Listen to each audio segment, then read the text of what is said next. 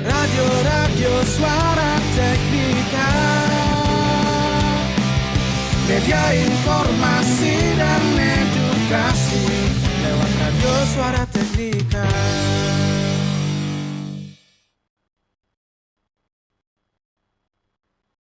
Mari belajar, kita berkarya menjadi yang terbaik di udara lewat Radio Suara Teknika.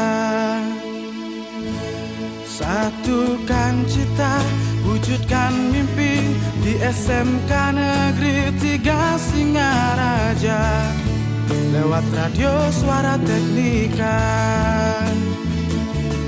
Mari belajar, mari berkarya, satukan langkah, jangan pernah menyerah.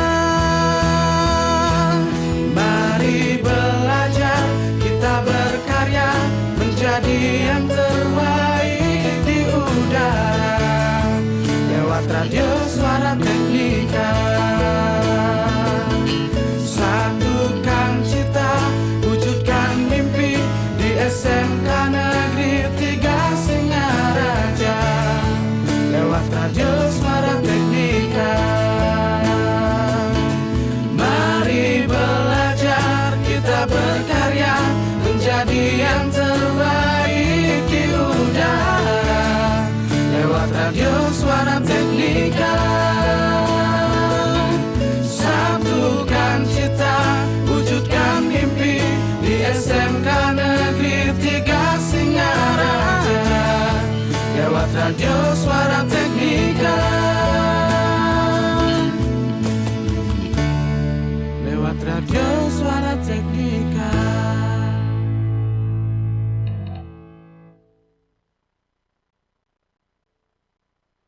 The best mix of music. 107.7 FM.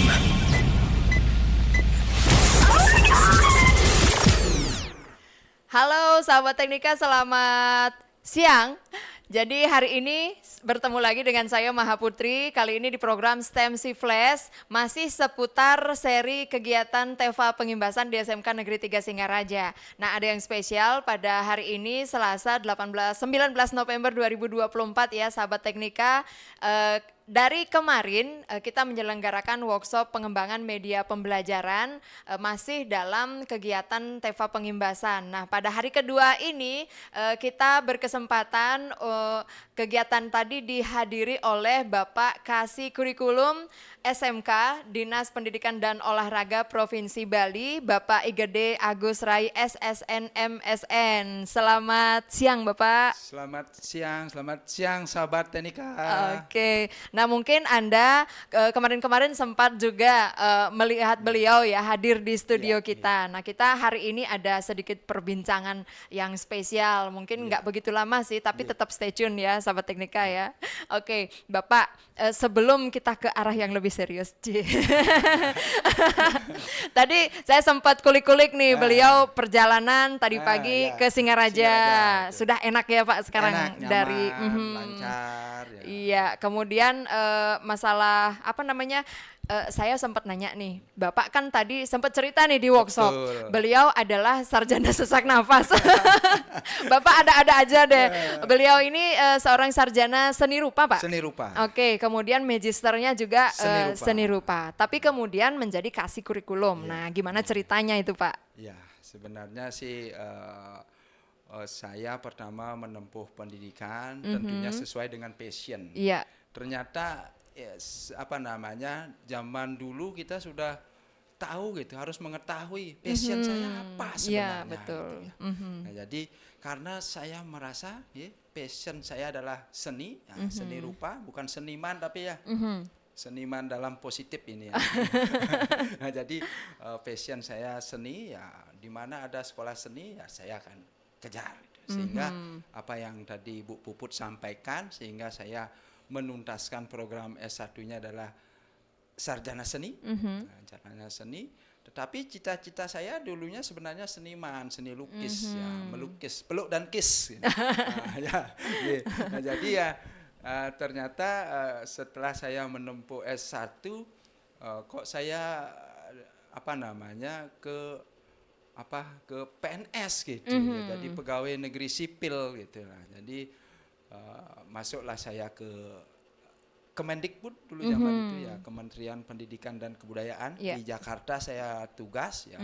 Saya adalah salah satu program ikatan dinas Bu Puput. Oke. Jadi cita-cita saya menjadi seniman hilang gitu karena ada mendapatkan PNS menjadi jadi pegawai negeri ya. Jadi saya berangkat ke Jakarta untuk ikut pendidikan. Nah, setelah pindah ke Bali, saya pingin meningkatkan kompetensi saya. Kemana harus saya sekolah lagi? Oh, ternyata ada program S2 Magister Seni ya. Saya melanjutkan ke seni juga karena memang passion saya di sana. Nah, ini tentunya kami harapkan ke depannya bagaimana SMK itu jadi output inputnya itu kita harapkan sesuai dengan passion dulu.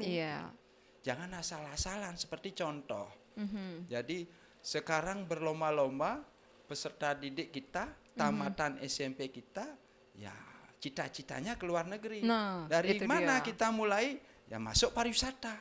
Padahal passionnya dia tidak pariwisata. Nah, jadi seperti saya sampaikan tadi, apa di pariwisata itu yang pertama adalah bahasa. Ternyata bahasanya aja tidak mumpuni, jadi ngapain milih jurusan pariwisata? Jadi tentukan dulu inputnya, passionnya. Nah, setelah itu mungkin nanti outputnya pasti akan sesuai dengan kompetensi. Iya, Ya. betul Iya, Bu sekali. Puput. Iya, itu dia ceritanya ya, menarik banget. Meskipun beliau sebenarnya sudah tuntutan pekerjaan sudah di bidang struktural, di jenjang struktural ya Bapak ya. Struktural, iya. Tapi tetap mengikuti passionnya dengan darah seni yang menggebu-gebu nih Pak. Mungkin sedikit Pak spill, ada kegiatan lain nggak yang untuk Bapak menyalurkan passion seni Bapak ini di luar pekerjaan struktural? Iya. Nah, nanti untuk sementara mungkin saya masih fokus di struktural. Oke, karena beban pekerjaan juga Pak. Ya, kadang-kadang saya rindu juga Bu Puput. Ya, jadi saat saya kunjungan ke sekolah seni melihat anak-anak yang melukis, saya ingat. Kok saya pingin lagi untuk menggoreskan di kanvas itu. Nah, jadi setelah sampai di rumah ternyata tidak ada waktu lagi. Betul. Mudah-mudahan nanti saya terus mengembangkan kompetensi saya gitu, khususnya di bidang seni rupa. Oke, mantap. Tapi setidaknya beliau jadi karena beliau juga kasih kurikulum SMK sehingga paham betul jadinya Pak ya tentang bahwa kurikulum bahwa SMK itu vokasi itu memang harusnya datang dari dalam sisi diri sendiri. Karena itu memang tidak bisa kita paksakan. Betul. Sama dengan ya senang menari gitu. Jadi dipaksa untuk sekolah di teknik misalnya kan susah, tidak sesuai dengan malah nanti siswanya muridnya bisa stres gitu. Jadi betul. tidak menjalani passionnya. Kalau sudah menjalani passionnya sih otomatis akan menyenangkan. Gitu. Jadi apa yang didengung-dengungkan oleh pemerintah ya bagaimana belajar menyenangkan gitu ya. Jadi menyenangkan sehingga itu harus mulai dari dalam diri kita sendiri. Jadi kalau nggak ada passion jadinya dari belajar menyenangkan menjadi belajar menegangkan Pak. Iya benar. Oke. Nah cuman mungkin ada sedikit benturan nanti Pak ya.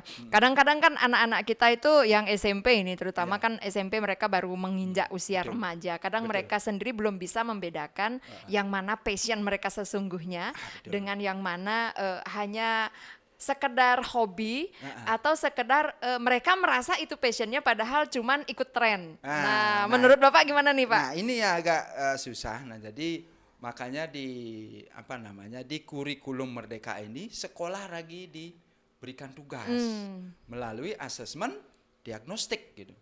Jadi kayak dokter mendiagnostik benar gak anak ini milih ini gitu. Jadi jangan-jangan dia ikut-ikutan dengan temennya. Jadi dia SMP, jangankan SMP, Bu Puput teman SMP. Setelah masuk SMK pun dia belum tahu jati dirinya mau kemana gitu. Jadi ini yang perlu dilakukan di awal, tentunya ada asesmen diagnostik dia memang benar nggak passionnya ini.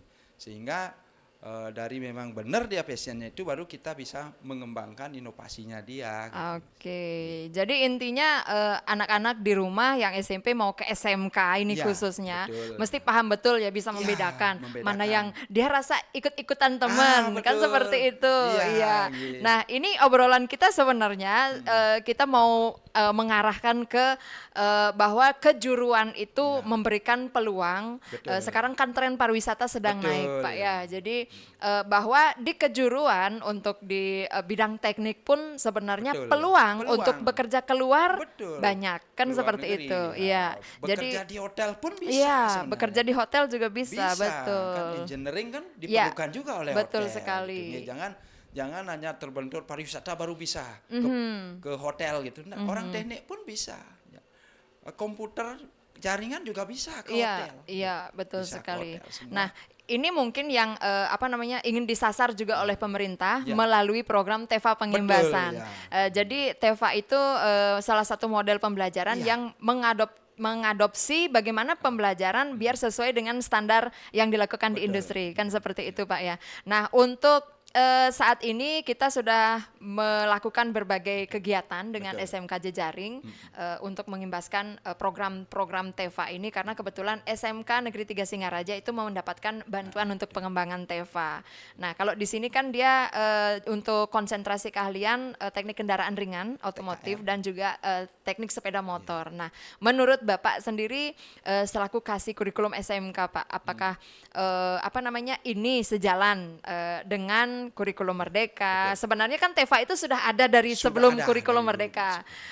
Dan kalau saya rasa sih sebenarnya kurikulum Merdeka itu sebenarnya rohnya dari kurikulum sebelumnya juga sudah ada, kan seperti itu, Pak ya. Mungkin pemaparan dari Bapak untuk lebih menajamkan kembali tentang TEFA, silakan, Pak. Ya, terima kasih Bu Puput. Nah, jadi intinya pertama saya menyampaikan selamat kepada SMK Negeri 3 Singaraja.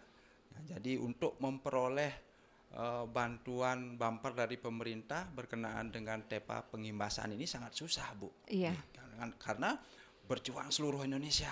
Betul, betul. Nah, jadi terima kasih. Jadi selamat kepada SMK 3 Singaraja.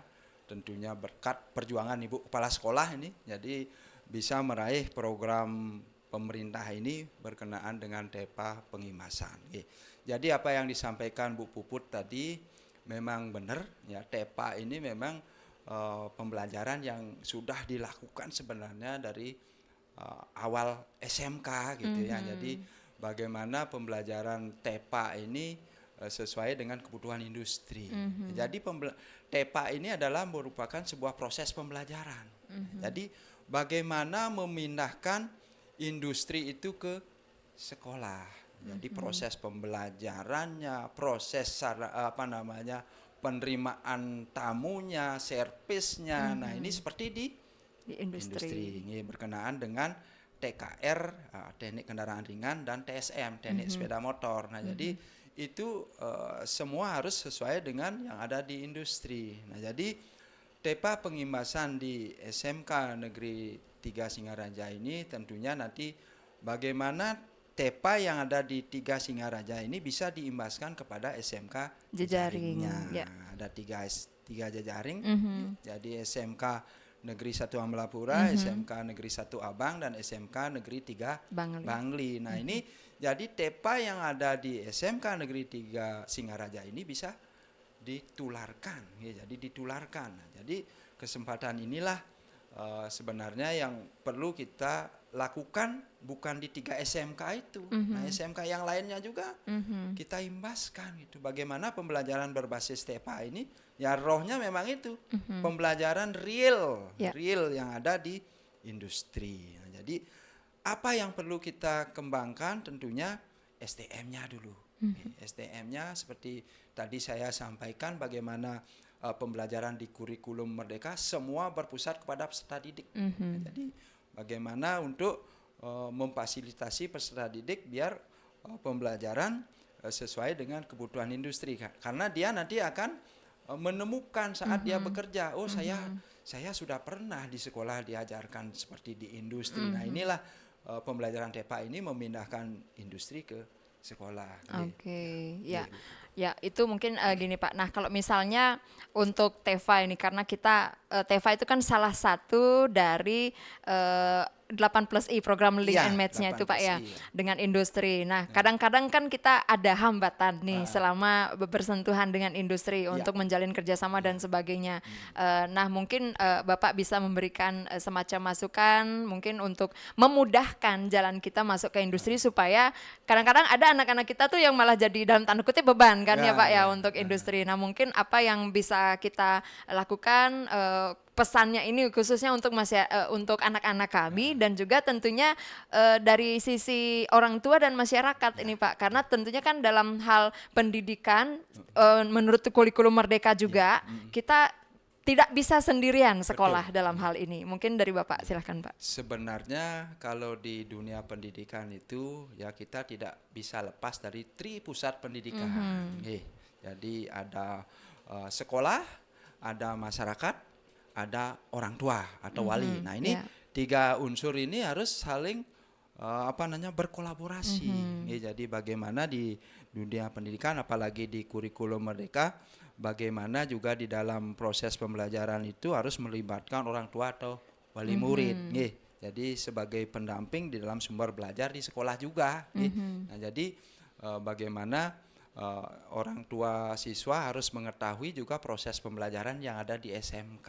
Gitu, jadi apa dari output SMK harus diketahui juga. Jadi output SMK kan adalah 3, bekerja, melanjutkan, atau berwirausaha. Nah ini jadi inilah yang perlu juga orang tua ketahui ke depannya. Jadi kalau memang anak-anak mau bekerja, ya mari kita perkuat kompetensi kita, selalu bekerja sama dengan industri, selalu melakukan pendekatan dari industri yang sering kami sampaikan Bu Puput. Nah, jadi 8+I yang dibicarakan tadi, mari kita melakukan pendekatan dari industri dulu. Apa yang harus kita lakukan? Ya 8+I itu. Kita selaraskan pertama kurikulumnya bersama industri. Jangan sampai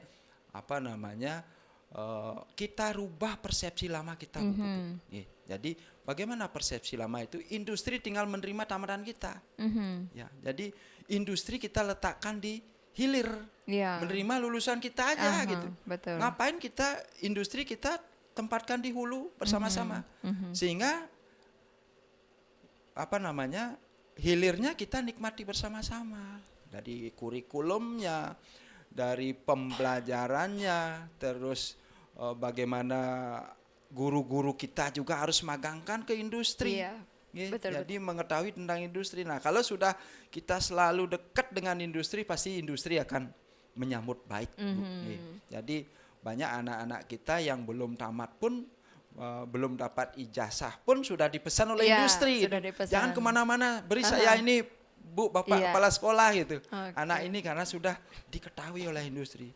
Apalagi di SMK Negeri 3 Singaraja ini mempunyai kelas industri. Ya, sudah pasti udah pembelajarannya udah melebihi dual system. Dual system itu kan dari dulu sudah terkenal 30-70. 30 teori, 70 praktek. Nih, kalau kelas industri bisa lebih 70-nya gitu. Mungkin itu. Jadi sebagai penyampaian juga ini Bapak, kebetulan kan Bapak tadi kalau bisa kan gurunya juga dimagangkan. Kalau guru-guru produktif yang guru kejuruan kan memang sudah terbiasa magang. Kemarin kebetulan dari SMK 3 sudah memagangkan juga guru bahasa Inggris dan guru bahasa Indonesia di Auto 2000. Betul. Nah ini guru matematika juga Bu Puput. Tadi saya melihat, saya sudah sampaikan juga kepada Bu Kepala Sekolah, kepada Waka Kurikulum, guru matematika bisa masuk. Jadi di guru bahasa Indonesia, di penerimaan tamu, di TEPA-nya, baik di TSM maupun TKR, karena ada penerimaan tamu. Bagaimana bahasa menerima tamu, bagaimana 5S yang harus kita terapkan di sana, jadi sopan santun gitu. Nah jadi ini yang perlu kita ajarkan juga, matematikanya gimana menghitungnya. Jangan-jangan anak-anak tidak bisa ngitung berapa ngabisin nanti. Bahasa Inggris juga Pak.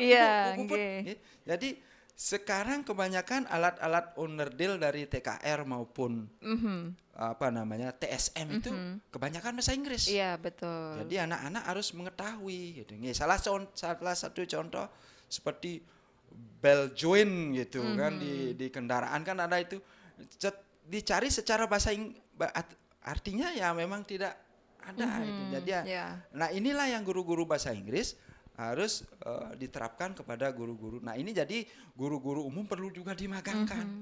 Jadi berat memang guru-guru umum. Berapapun ada konsentrasi keahlian harus mengetahui. Jadi betul. bahasa Inggris di TKR beda dengan bahasa Inggris di bangunan, TAP, di bangunan. Beda bahasanya Bu gitu. Iya, Nah ini banget. guru matematika juga berat juga, harus menyesuaikan. Jadi kontekstual. Betul. Iya Bu Puput. Iya, baik. Sahabat Teknika, memang kalau misalnya kita berbicara tentang TEVA, itu kita nggak bisa lepas dari yang namanya peranan industri. Nah, mungkin dari Bapak sejauh ini, Bapak selaku kasih kurikulum mungkin sudah melihat gambaran bagaimana dengan keterlibatan industri-industri yang ada di Bali dalam rangka mendukung SMK ini menuju link and match itu. Kan kan kadang-kadang ada sudah berapa persen mungkin kira-kira apakah sudah ada iklim yang sangat positif kah yang dari industri untuk SMK? Ya dari industri sih sekarang sudah mulai banyak yang bekerja sama dengan SMK ya. Jadi tentunya semenjak keluarnya Perpres 68 tentang revitalisasi pendidikan dan pelatihan vokasi, jadi semua menggarap vokasi gitu. Jadi tidak pendidikan aja, ternyata Naker juga menggarap. Kita berkolaborasi, bersinergi. Jadi semua menggarap vokasi. Nah tentunya kedepannya bagaimana ya SMK tentunya di pendidikan vokasi yang sudah belajar vokasi dari dasar-dasarnya sampai dia mahir, ya jadi tidak menjadi penyumbang pengangguran ke depannya. Jadi yang pertama tentunya bagaimana proses pembelajarannya di awal ya saya sampaikan tadi passion dulu.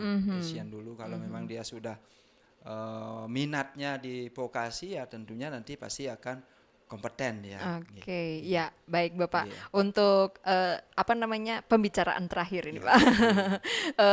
Kan Bapak tadi sudah diajak keliling juga. Nah sebelumnya mungkin Bapak sudah sempat berkunjung juga ke sini Bapak ke SMK 3 Singaraja dan barusan dalam rangka khusus dalam rangka kegiatan TEVA Pengimbasan Bapak juga sudah berkeliling melihat-lihat. Nah mungkin kesan-kesan Bapak dari terakhir Bapak berkunjung kemudian hari ini kemudian berkunjung lagi. Bagaimana kesan-kesan Bapak terhadap sekolah kami? Silakan Pak. Nah, jadi SMK Negeri 3 Singaraja tentunya sudah ada perubahan yang sangat pesat gitu ya. Jadi dari depan baru masuk itu sudah mencerminkan sekolah teknik gitu. Jadi pintu gerbangnya sudah double Pak. Iya, sudah ngapain kita punya kompetensi kita tidak gunakan di rumah kita sendiri gitu. Apalagi di sini ada welding kan ada pengelasan. Nah, itu sudah ada listrik, terus ada elektronika kan itu satu paket ya. Kalau memang gerbang yang memang otomatis itu semua bisa berkolaborasi di sana. Betul. Nah, jadi setelah masuk ke dalam tentunya budaya industri saya sudah lihat semua diterapkan ya, jadi marka jalan terus budaya industri 5S, 5S terus 5R ya ini budaya-budaya di industri sudah terpatri di di murid kita jadi dia nanti saat ke industri, di sekolah ternyata sudah ada seperti ini. Nah, jadi budaya industri inilah yang perlu kita tekankan, sehingga bagaimana kedepannya juga industri tidak menganggap anak-anak kita saat ke industri mengganggu, tidak mengganggu karena budaya industri sudah kita terapkan di satuan pendidikan. Nah, tentunya juga kami cermati di sini. Berdasarkan sarana prasarana yang ada sudah sesuai dengan yang ada di industri. Nah, ini yang apa sudah update teknologi. Nah, ini yang perlu kita ke depannya tentunya SDM-nya juga perlu juga kita tingkatkan kompetensinya, karena bagaimana perkembangan di industri sangat pesat, Bu. Jadi kita terus harus update. Jangan sampai di industri sudah pembelajarannya B, kita masih di A. Nah, inilah yang perlu kita update secara terus-menerus, berkolaborasi dengan industri sehingga pembelajaran sesuai dengan kebutuhan industri, dunia usaha dan dunia kerja. Oke, baik. Terima kasih banyak Bapak. Nah, mungkin ke depan ini arahnya dari Ibu Kepala Sekolah kami karena beliau sekarang mantap untuk bagaimana mempertahankan ciri khas SMK Negeri 3 Singaraja sebagai sekolah teknik. Ke depan mungkin akan dikembangkan sekolah teknik dengan budaya hospitality. Betul.